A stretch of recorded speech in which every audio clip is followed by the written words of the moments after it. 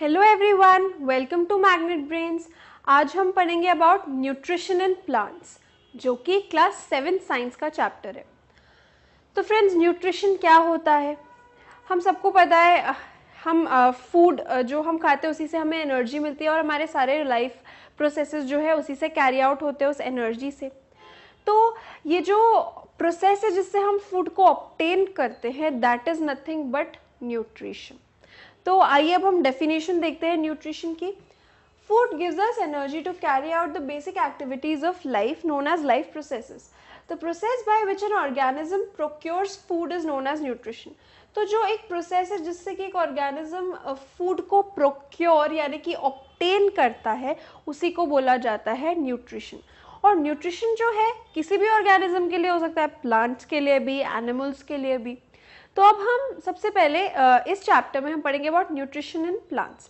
But अगर मैं generally पूछूं तो there are two types. Nutrition is basically of two types, autotrophic and heterotrophic. तो यानी कि दो मोड हो गए हैं न्यूट्रिशन के, जिनमें से एक मोड है autotrophic mode of nutrition and दूसरा मोड है हेटेरोट्रोफिक मोड। तो ऑटोट्रोफिक का मतलब ऑटो यानी कि सेल्फ, खुद से न्यूट्रिशन अपना प्रिपेयर करना यानी ऑटोट्रोफिक न्यूट्रिशन, और हेटेरोट्रोफिक यानी जो न्यूट्रिशन ऑटोट्रोफ्स प्रिपेयर कर रहे हैं उन पर निर्भर रहना, वो जो होते हैं ऑर्गेनिजम्स वो हेटेरोट्रोफिक मोड ऑफ न्यूट्रिशन को फॉलो करते हैं। तो क्या होते हैं दो modes of nutrition, autotrophic and heterotrophic mode. और इस चैप्टर में बेसिकली हम डील करेंगे about autotrophic mode of nutrition, क्योंकि हम बात कर रहे हैं न्यूट्रिशन इन प्लांट्स के बारे में, और प्लांट्स क्या होते हैं? अपना फूड खुद बनाने वाले, autotrophs. That is why plants are known as autotrophs. So अब हम ऑटोट्रोफ्स के बारे में डिटेल्स देखते हैं। सो ऑटोट्रोफिक न्यूट्रिशन क्या होता है, अब हम पढ़ते हैं। Green plants take in carbon dioxide from the air and water from the soil.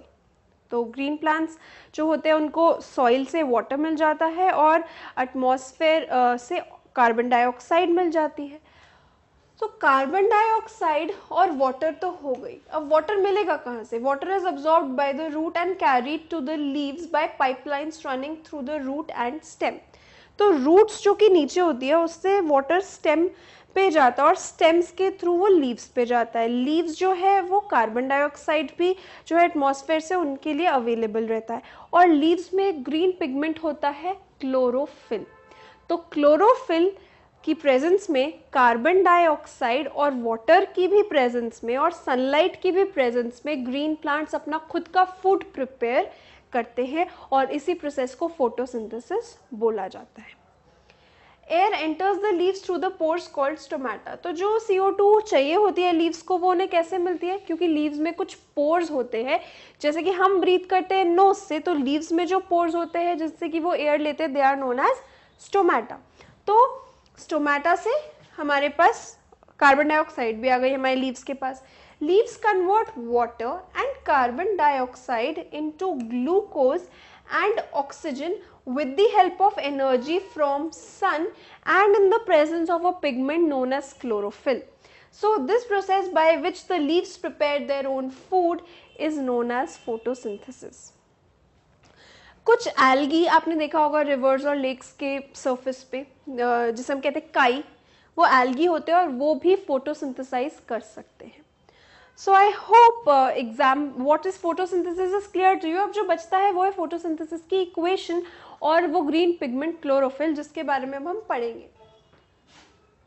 So now what is chlorophyll? Chlorophyll is a green pigment जिसकी वजह से जो लीव्स होती है वो ग्रीन होती है। अब वो होता क्या है?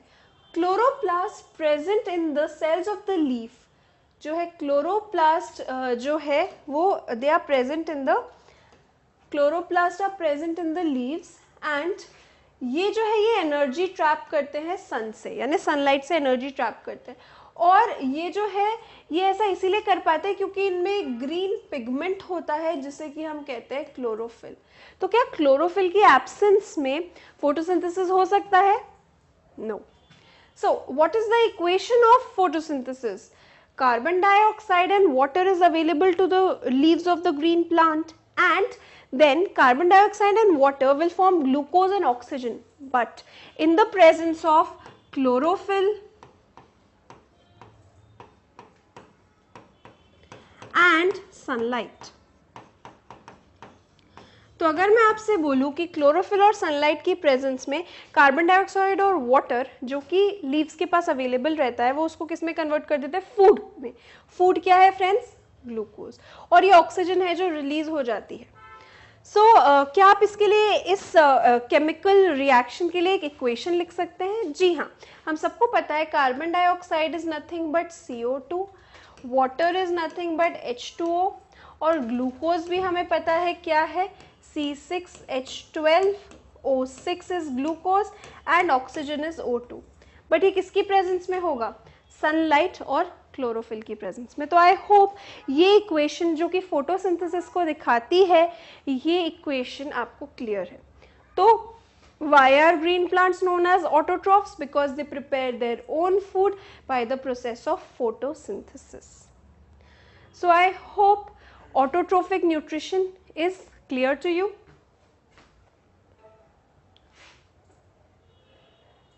So now we'll study about an activity. तो सबसे पहले आपको क्या करना है, कोई भी एक ग्रीन प्लांट लेना है और उसकी लीव्स को स्पॉट करना है. सो cover a part of a leaf of a potted plant with black pepper. तो आपने एक प्लांट लिया, उसकी लीव्स ली और उसमें एक छोटे से हिस्से को, जैसे कि आप यहाँ देख सकते हैं लीफ अभी प्लांट में लगी हुई है और आपने उसके एक छोटे से हिस्से में क्या कर दिया, उसे ब्लैक पेपर से कवर कर दिया. Use paper clips to fix the paper on both sides of the leaf. जैसे कि आप यहाँ देख सकते हैं हमने पेपर क्लिप्स यूज किए. अब make sure that the plant gets enough sunlight. Pluck the leaf and take off the paper after 2 days.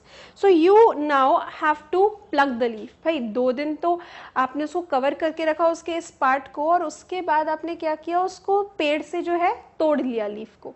और उसके बाद अब आपने इसमें क्या करना है, टेस्ट फॉर स्टार्च. और हमें पता है स्टार्च का टेस्ट हम आयोडीन से करते हैं. अगर आयोडीन प्रेजेंट होगी तो ये तो क्या होगा, हमारा जो पार्ट है जहाँ पर अगर स्टार्च प्रेजेंट होगा और अगर हम आयोडीन डालेंगे तो क्या हो जाएगा, वो वाला पार्ट ब्लू ब्लैक हो जाएगा. तो सबसे पहले हम क्या करते हैं, हम हमारी लीफ को लेते हैं और उसे अल्कोहलिक सोल्यूशन में डिप करते हैं. So heat the leaf in alcohol and test for starch. So how will you test for starch, you will test for starch. How will you test for starch? You will test for starch by using iodine solution. So after heating the leaf in alcohol, you will test for starch by using iodine solution. Only the part of the leaf which was exposed to sunlight will turn blue black. कहने का ये मतलब है ये जो covered वाला part था यहाँ पर जो है स्टार्च फॉर्म नहीं होगा क्योंकि सनलाइट इस पार्ट पर पहुँच ही नहीं पाई. बट इस और इस पार्ट पे सनलाइट पहुँच पाई तो ये ब्लू ब्लैक हो गए आयोडीन से टेस्ट करने पर. दिस शोज कि this part did not turn blue black. Why? Because in this part photosynthesis did not take place. Starch बना ही नहीं क्योंकि सनलाइट थी ही नहीं. तो इस पूरी एक्टिविटी का कंक्लूजन क्या हुआ, इस पूरी एक्टिविटी का कंक्लूजन ये हुआ कि sunlight is very necessary for photosynthesis. तो फ्रेंड्स आई होप ये कंक्लूजन आपको क्लियर है, sunlight is necessary for photosynthesis. तो आई होप ऑटोट्रोप्स अपना फूड कैसे बनाते हैं फोटोसिंथेसिस से और फोटोसिंथेसिस के लिए क्या क्या नेसेसरी कंडीशंस है वो आपको क्लियर हो गई हो. In our next video, we'll study about other modes of nutrition in plants. Thank you. Hello everyone, welcome to Magnet Brains. आज हम पढ़ेंगे न्यूट्रिशन इन प्लांट्स. ये क्लास 7 साइंस का चैप्टर है. सो न्यूट्रिशन इन प्लांट्स को हम ऑटोट्रॉफिक न्यूट्रिशन बोलते हैं क्योंकि सारे प्लांट्स अपना फूड फोटोसिंथेसिस से खुद बनाते हैं. But there are some plants जो खुद का फूड नहीं बना पाते और वो heterotrophic mode of nutrition follow करते हैं. तो आज हम उनके बारे में स्टडी करेंगे. Other modes of nutrition in plants. So कुछ प्लांट्स जो होते हैं उनमें क्लोरोफिल नहीं होने की वजह से वो फोटोसिंथेसिस नहीं कर पाते. There are some plants which do not have chlorophyll and therefore they use heterotrophic mode of nutrition. तो इसका एग्जाम्पल है cuscuta which does not have chlorophyll. It takes readymade food from the plant on which it is climbing. तो आप यहाँ देख सकते हैं जिस पे भी क्लाइंब कर रहा है ये उसी से फूड ऑब्टेन करता है, और उसी से फूड ऑब्टेन करने का क्या मतलब है कि ये जो है ये दूसरे प्लांट का न्यूट्रिएंट्स खुद ले रहा है और दूसरे प्लांट को एक तरीके से यूज कर रहा है। तो ये हुआ पैरासाइट, और जो सामने वाला प्लांट है जिसके ऊपर ये क्लाइंब कर रहा है वो हुआ host. So it takes ready-made food from the plant on which it is climbing. The plant on which it climbs is known as host. जिस पे वो climb कर रहा है वो host है. And since it deprives the host of valuable nutrients, क्योंकि ये nutrients ले लेता है host से, इसीलिए ये किसकी तरह act करता है? Parasite की तरह. तो I hope आपको ये प्रोसेस क्लियर हो गया जिसमें कि हम होस्ट और पैरासाइट के बारे में बात कर रहे हैं। So there is yet another mode of nutrition in plants. तो जो दूसरा मोड ऑफ न्यूट्रिशन है प्लांट्स में, जैसे कि आपने सुना होगा अबाउट पिचर प्लांट। तो यहाँ आप इमेज भी देख सकते हैं पिचर प्लांट की। ये जो पिचर प्लांट है ये क्या करता है, ये अपना माउथ ओपन रखता है। ये जो इसका ये माउथ है ये ओपन रहता है, और जब भी कोई इंसेक्ट यहाँ आके बैठता है तो अपना माउथ क्लोज कर लेता है और उस इंसेक्ट को ट्रैप कर लेता है। तो जैसे ही उस इंसेक्ट को ट्रैप कर लेता है तो इसका जो न्यूट्रिशन है वो कंप्लीट हो जाता है। और क्योंकि इसने किसी दूसरे इंसेक्ट को जो है ट्रैप किया है अपने न्यूट्रिशन के लिए, इसलिए इस प्लांट को हम बोलते हैं इंसेक्टिवोरस प्लांट। तो आइए अब हम डिटेल में स्टडी करते हैं कि पिचर प्लांट में एक्चुअली में होता क्या है। The pitcher-like or jug-like structures is the modified part of leaf. तो ये इस प्लांट का लीफ ही है जो कि इस तरीके से मॉडिफाई हो गया है ताकि वो अपना न्यूट्रिशन ऑब्टेन कर सके by trapping some organism. So the apex of the leaf forms a lid which can open and close the mouth of the pitcher. तो एपेक्स ऑफ द लीफ का मतलब है ये जो लीफ का जो टॉप है, ये पार्ट कैसा हो गया है, ये इस तरीके से हो गया है कि ये खुल भी सकता है और बंद भी हो सकता है। इंसेक्ट को ट्रैप करने के लिए इट विल ओपन और इंसेक्ट को ट्रैप करने के बाद it will close. Inside the pitcher there are hair which are directed downwards. तो वो hair ऐसे downward direction में होता है ताकि इंसेक्ट जो है वो नीचे की तरफ स्लिप कर जाए, नीचे की तरफ मूव कर जाए। When an insect lands in the pitcher, the lid closes and the trapped insect gets entangled into the hair.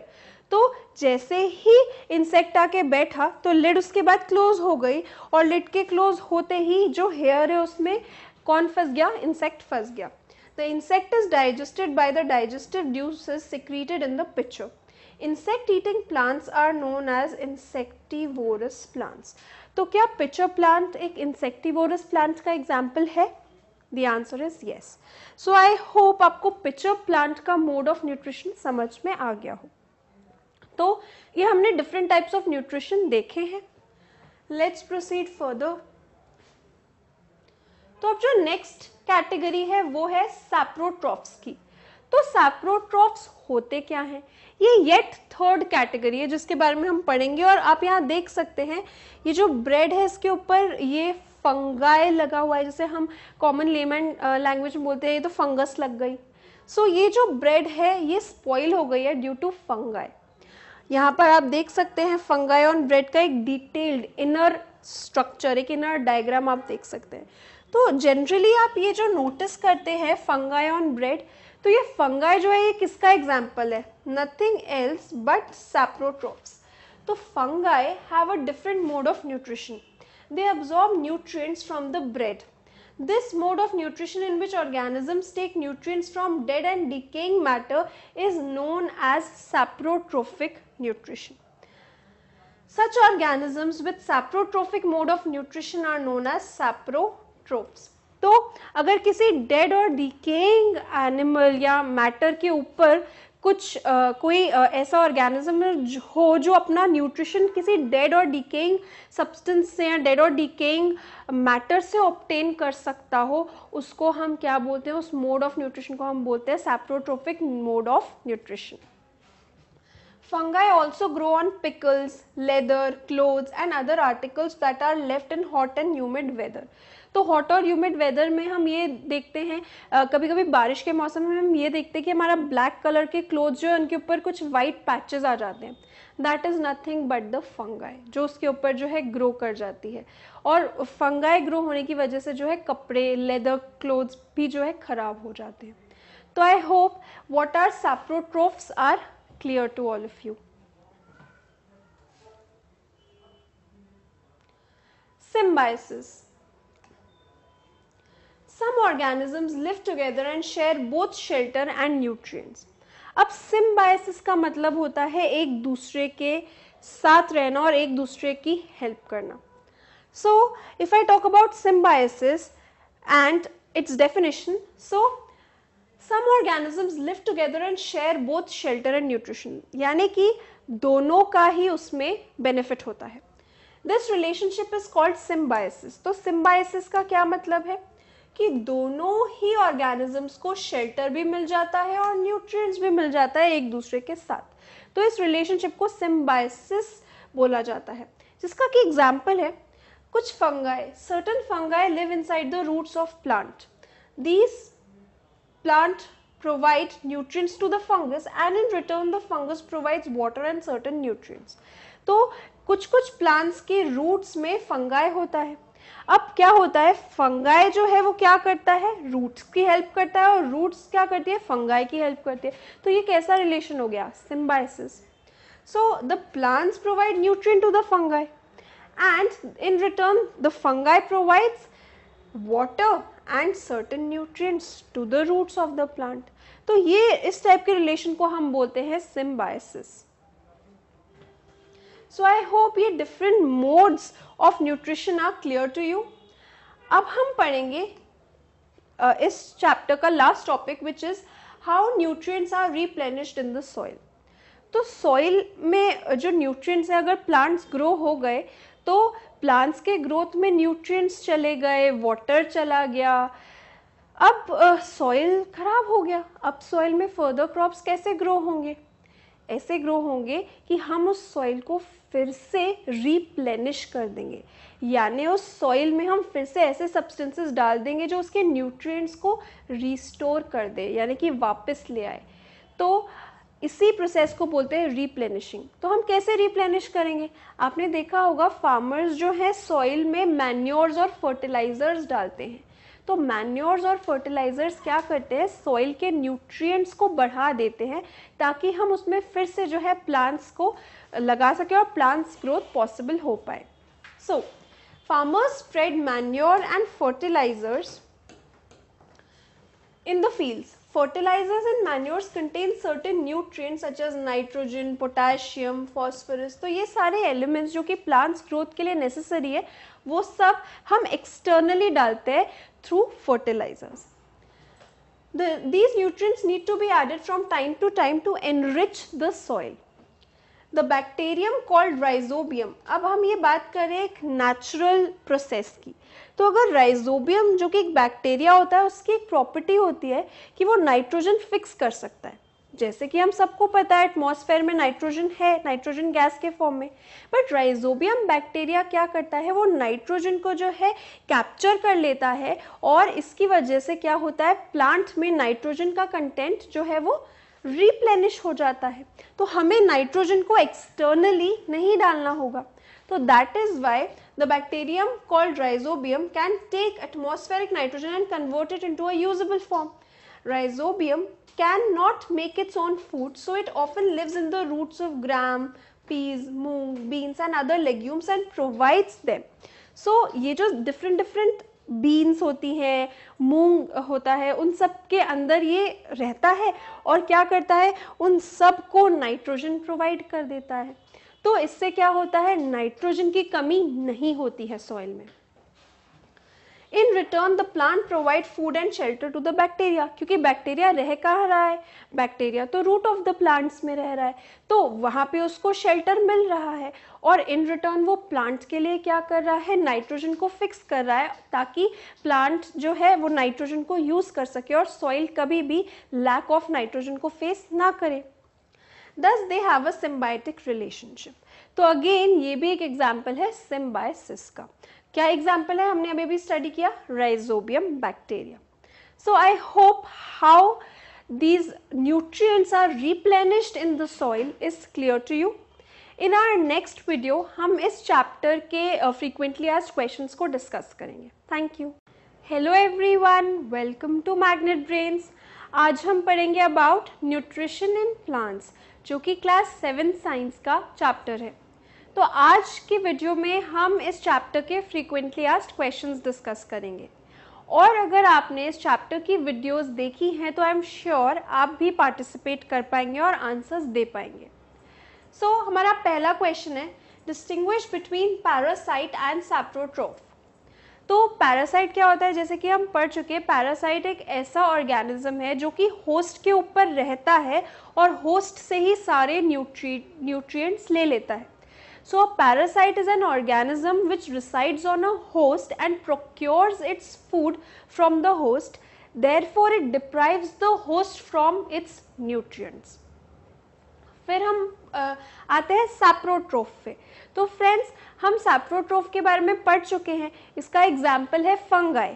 जैसे कि हमने पैरासाइट का एग्जाम्पल पढ़ा है कसकटा, वैसे ही सैप्रोट्रोफ का एग्जाम्पल है फंगाई। फंगाई एक ऐसा ऑर्गेनिज्म है जो कि डेड और डिकेइंग मैटर से अपना न्यूट्रिशन ऑब्टेन कर सकता है। तो इन जनरल सैप्रोट्रोफ्स वो होते हैं जो कि डेड और डिकेइंग सब्सटेंसेस से भी अपना न्यूट्रिशन ऑब्टेन कर सकते हैं। So I hope the difference between these two is clear to you. Next, fill in the blanks. Green plants are called dash since they make their own food और synthesize their own food. तो friends, green plants को क्या बोला जाता है? Autotrophs. जो भी अपना खुद का खाना बनाए, autotrophs. Auto means self.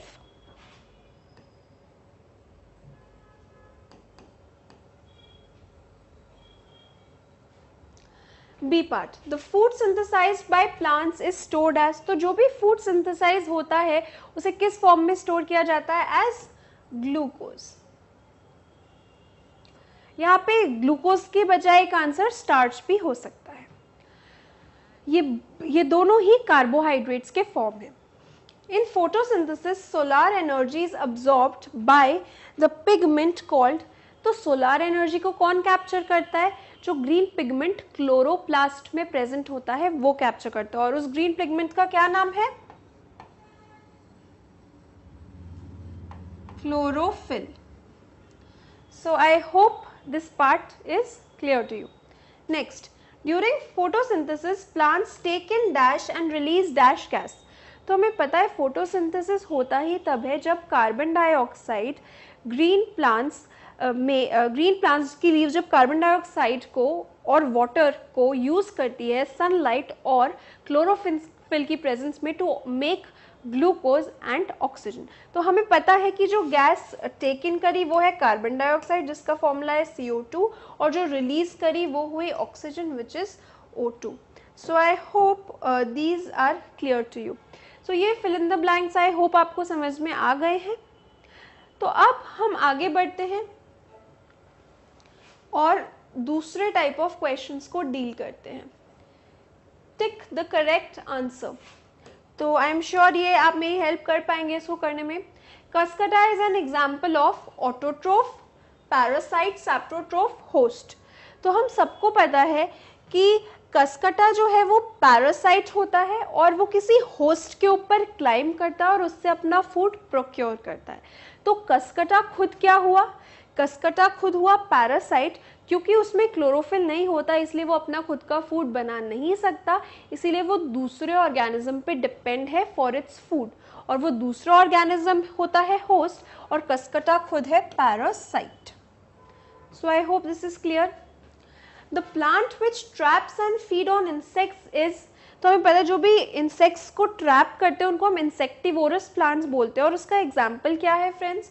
Cuscuta नहीं, चाइना रोज नहीं, पिचर प्लांट रोज में से पिचर प्लांट, हमें पता है पिचर प्लांट की लीफ इस तरीके से मॉडिफाई हो जाती है कि कोई भी इंसेक्ट आके उस पर बैठता है तो वो लिड क्लोज हो जाती है और जो हेयर होते हैं उसमें जो हमारा इंसेक्ट है वो ट्रैप हो जाता है और फिर डाइजेस्टिव जूसेस जो पिचर प्लांट सेक्रीट करता है उससे डाइजेस्ट हो जाता है। So pitcher plant is an example of insectivorous plant. तो आई होप ये क्वेश्चंस आपको यूज़फुल रहे आपके इस चैप्टर के लिए, और इसमें से कुछ क्वेश्चंस एनसीईआरटी में भी हैं। सो आई होप ये आपको क्लियर है। इन आवर नेक्स्ट वीडियो हम next chapter of class 7 science पढ़ेंगे। Thank you.